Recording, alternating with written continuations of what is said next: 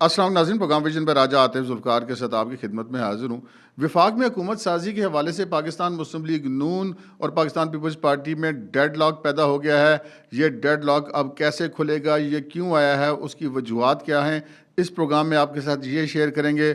और फिर एक एक्सक्लूसिव ख़बर भी आपके साथ शेयर करेंगे, और वो ये है कि बिलावल भुट्टो ज़रदारी ने एक अहम शख्सियत से की है मुलाकात, और उनको ये धमकी दी है कि अगर उन पर कोई दबाव डाला गया तो वो अंदर बैठे हुए इमरान खान से भी डील कर सकते हैं।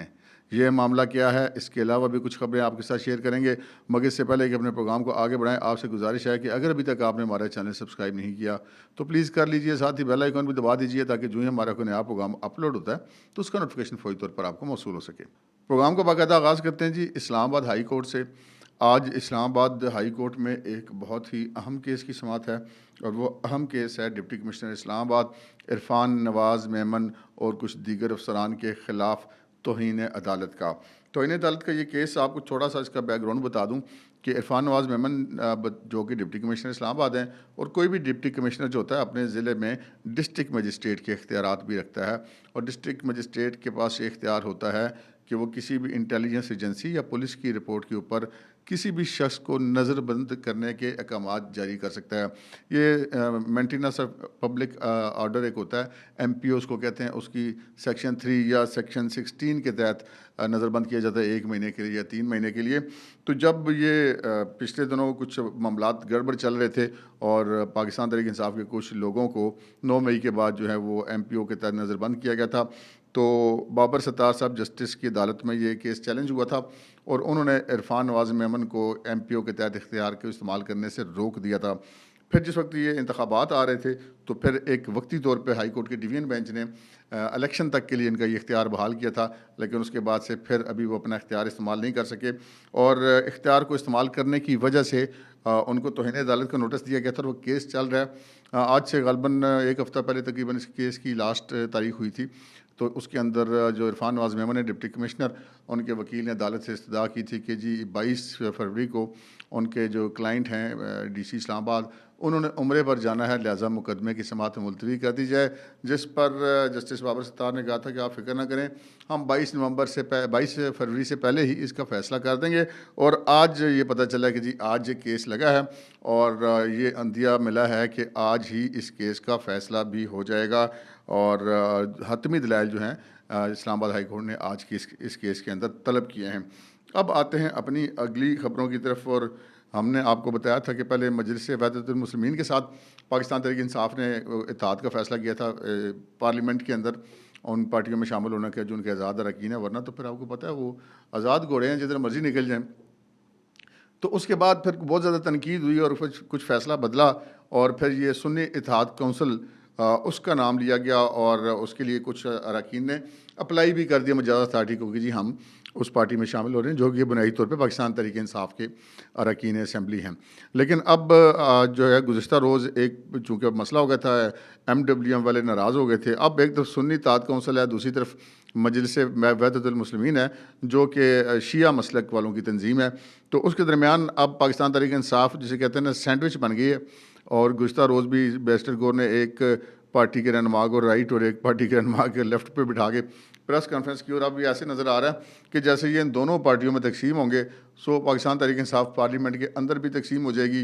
एक वो होंगे जी आप कौन है जी, हम PTI MWM वाले हैं, और दूसरे कहेंगे जी हम PTI सुन्नी इत्तेहाद कौंसिल वाले हैं।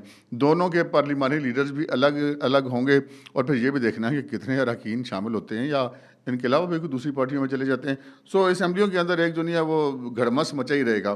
तो ये मामला था पाकिस्तान तहरीक इंसाफ का। दूसरी तरफ हम आ जाते हैं उस खबर की तरफ जो पाकिस्तान मुस्लिम लीग नून और पाकिस्तान पीपल्स पार्टी के अंदर मुज़ाकरात जारी थे विफाक में हुकूमत साजी के हवाले से।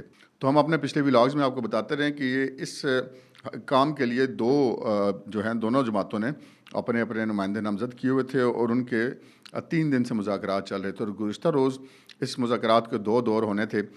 एक दौर शाम को हुआ, रात गए वो ख़त्म हुआ, और फिर ये कहा गया कि जी आज ही रात को दूसरा दौर भी होगा, और उसके बाद फ़ाइनल एलामिया होगा, और उसके बाद फिर साफ़ी शाफ़ी मीडिया शीडिया सारे सियासतदान सब इंतज़ार ही करते रह गए दूसरा दौर नहीं हुआ और फिर पता चला कि जी ये जो इजलास है ये मुलतवी कर दिया गया है आज तक के लिए, ये कल तक के लिए, यानी कि जो आज मैं आपसे बात करूं तो आज वो फाइनल राउंड होगा।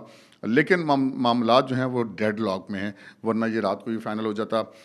ये आपके इल्म में है कि पहले भी जब ये बात हुई थी तो पीपल्स पार्टी और मुस्लिम लीग नून के दरमियान कोई मुख्तलिफ फार्मूले चलते रहे, कभी 2.5 साल का प्राइम मिनिस्टर, कभी 3-2 साल का प्राइम मिनिस्टर, और फिर पीपल्स पार्टी ने आखिर कहा कि नहीं जी हम वफाक में काबीना का हिस्सा नहीं बनेंगे, वोट भी देंगे प्राइम मिनिस्टर को एतमाद का और असम्बली के अंदर उनको सपोर्ट करेंगे, हुकूमती बेंचों पर बैठेंगे लेकिन काबीना में मिनिस्ट्रियाँ नहीं लेंगे।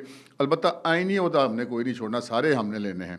तो जब मुस्लिम लीग नून की जो कमेटी के अरकान थे, उन्होंने जब नवाज शरीफ साहब से मुलाकात में उनको ये बताया कि पाकिस्तान पीपल्स पार्टी का ये कहना है कि जी हमें सदर का ओहदा भी दिया जाए, स्पीकर कौमी असम्बली भी दिया जाए, चेयरमैन सैनेट भी दिया जाए, बलूचिस्तान के अंदर हुकूमत भी दी जाए और पंजाब असम्बली में भी हमें स्पीकर और गवर्नर का ओहदा दिया जाए और 3 वजारतें भी दी जाएँ और उसके अलावा बहुत सारे महकमों की सरबराही भी दी जाए। तो जिस पर नवाज शरीफ साहब ने कहा था कि भाई इस तरह तो नहीं हो सकता। वो 28 मुतालबात की लिस्ट थी जिसको नवाज शरीफ साहब ने जज़राए का कहना है कि उन्होंने ये तबसरा किया कि पीपल्स पार्टी के मुतालबात तो शैतान की आंत की तरह लंबे ही होते जा रहे हैं। एक वज़ीर आज़म और काबीना में उनका बंदा नहीं होता, बाकी कोई चीज़ उन्होंने छोड़ी नहीं है। यानी कि परफॉर्मेंस का जो भी बोझ आएगा वो मुस्लिम लीग नून पर आएगा, पीपल्स पार्टी कहेगी जी हम तो हुकूमत में ही नहीं है, तो जितने वो मरात इंजॉय करने वाले होते हैं वो लेके बैठ जाएंगे। तो ये फिर उस वक्त ये पहला डेड लॉक आया। उसके बाद जब दोबारा इन पार्टीज़ को कहा जाता है कि मुबैना तौर पे बिठाया गया, तो इसके अंदर कल जो है वो एक कुछ चीज़ें तय हो गई थी। वो मैं आपको बता देता हूँ कि क्या चीज़ें तय हो गई थी। जो कल इजलास का पहला सेशन था उसके अंदर, उससे पहले 3-4 रोज़ से ये इजलास चल रहे हैं। तो नाज़रीन ये जो पहला सेशन था ये कुछ 6 से 7 घंटे चला है और उसके बाद ये फ़ैसला हुआ कि पहले तो पंजाब के हवाले से फ़ैसला हुआ कि पंजाब में वज़ीर आला और स्पीकर डिप्टी स्पीकर मुस्लिम लीग नून का होगा और 25 रुकनी काबीना होगी पहले मरले में, जिसमें 18 वज़रा मुस्लिम लीग नून के होंगे, पाकिस्तान पीपल्स पार्टी के 3 वज़रा होंगे, 2 काफ लीग के होंगे और 2 इस्तेकाम पाकिस्तान पार्टी के होंगे। ये वो चीज़ें जो तय हो गई थी।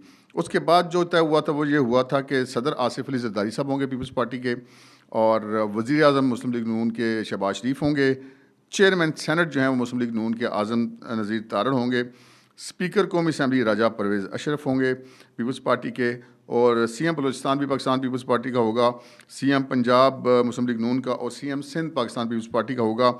और फिर ये था कि जी वफाकी काबीना में जो है वो मुस्लिम लीग नून, पीपल्स पार्टी, MQM, काफ लीग और इस्तेकाम पाकिस्तान पार्टी को उनकी नशिस्तों के तनासब से नुमाइंदगी मिलेगी।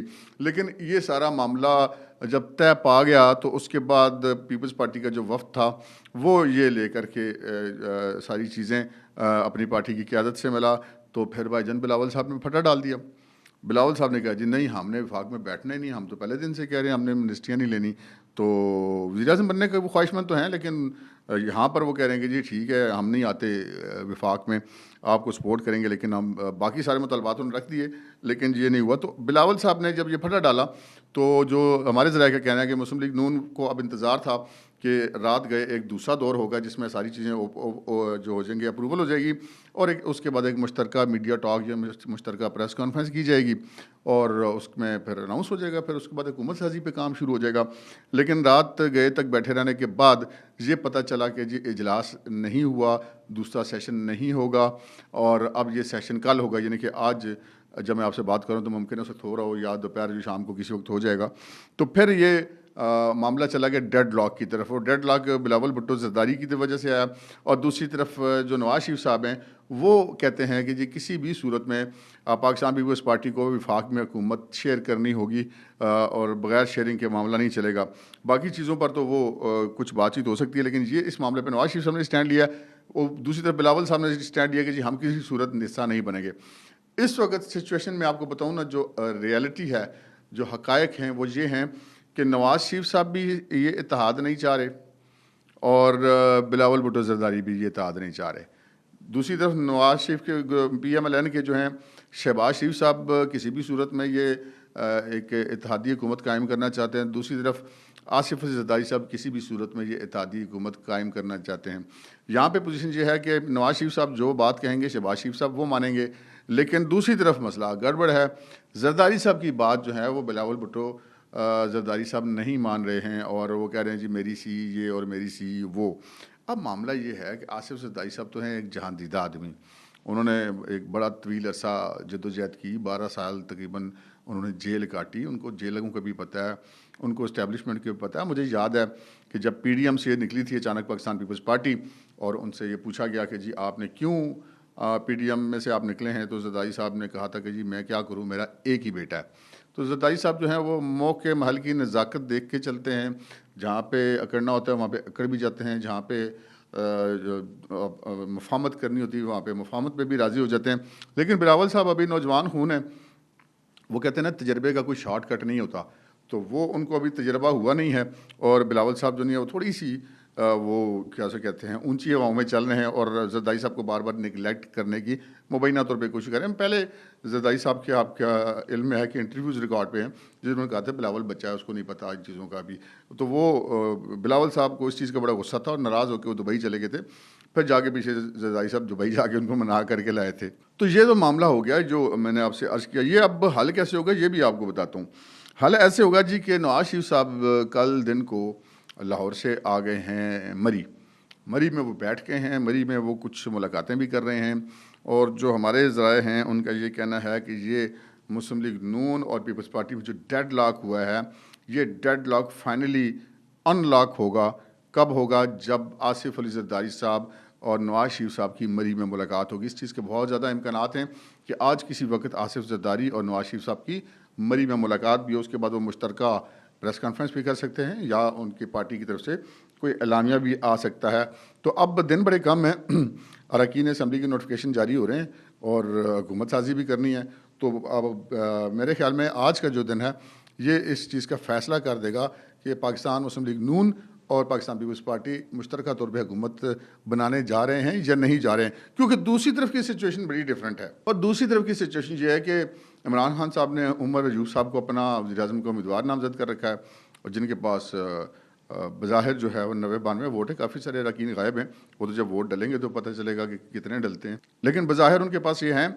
और कुछ इमरान खान साहब ने बेशक ये बयान ऑन कैमरा ऑन स्क्रीन इसी तरह के वो देते हैं कि जी जरदारी और पीपल्स पार्टी बिलावल से मेरी बात नहीं हो सकती, सवाल ही पैदा नहीं होता। लेकिन हम आपको पिछले प्रोग्राम्स में ये बताते रहे कि मुसलसल पाकिस्तान पीपल्स पार्टी और पाकिस्तान तहरीक-ए-इंसाफ राब्ते में है। अब हुआ क्या है? एक्सक्लूसिव स्टोरी जो है हुआ ये है कि जनाब ज़राए के मुताबिक बिलावल भुट्टो जरदारी की एक मुल्क की ताकतवर शख्सियत से हुई है मुलाकात और वो मुलाकात मुबैना तौर पे हुई है इस्लामाबाद के अंदर। उसमें जब उनको ये कहा गया कि देखें इस तरह ना करें, मुल्क का मामला है, अब मुल्क को आगे चलना है, मुल्क की माशी सूरत-ए-हाल देखें, इक़्तिसादी सूरत-ए-हाल देखें, माशरती सूरत-ए-हाल देखें, वक्त बड़ा नाजुक है। तो बिलावल साहब मेहरबानी करें, ज़िद ना करें। जब बिलावल साहब नहीं माने तो फिर बिलावल साहब को कहा गया कि देखें दूसरी तरफ भी जो अगर आप वोट लेकर आए हैं तो जो PMLN वाली साइड है वो भी पब्लिक का वोट लेकर आए हैं, वो भी पब्लिक मकबूल है। तो सुना है कि जरदारी साहब जो बिलावल साहब हैं वो मुबैना तौर पे थोड़ा गेर खा गए और उन्होंने कहा कि मैं भी अपने पॉपुलर वोट लेकर आया हूँ, मेरे हलकों में हमें कोई वोट आपकी वजह से नहीं मिलते, हम अपने वोट लेकर आते हैं। कुछ इस किस्म की उन्होंने बातें की और उन्होंने कहा कि जी मुझ पे अगर आप ज़्यादा दबाव डालेंगे या मुझ पे इस तरह की बात करेंगे तो फिर याद रखें मैं उससे भी हाथ मिला सकता हूँ जो कि जेल के अंदर बैठा हुआ है। अब ये जो एक बात है उसको आप बात तो नहीं कह सकते, एक तो बाकायदा धमकी दिखाई देती है। तो मुबैना तौर पे जनाब ये सारा मामला हुआ है और बिलावल साहब ने जो है वो ये कहते हैं ना कि मैं ये समझता हूँ कि उन्होंने एक मुसीबत को दावत दे ली है क्योंकि आसिफ जरदारी साहब तो बड़े समझदार हैं। अब बिलावल साहब का मामला ये है कि वो प्रॉब्लम्स पैदा करते हैं, जरदारी साहब जो है उन प्रॉब्लम्स को हल करने में लगे रहते हैं। तो फिलहाल तो यही मामला चल रहा है। तो आज का दिन जी बड़ा इंपॉर्टेंट है, आज के दिन में कुछ भी हो सकता है। मैं आपसे फिर कह रहा हूँ कि आज के दिन में कुछ भी हो सकता है। अब तक के लिए इतना ही, इजाज़त दीजिए, अल्लाह हाफ़िज़।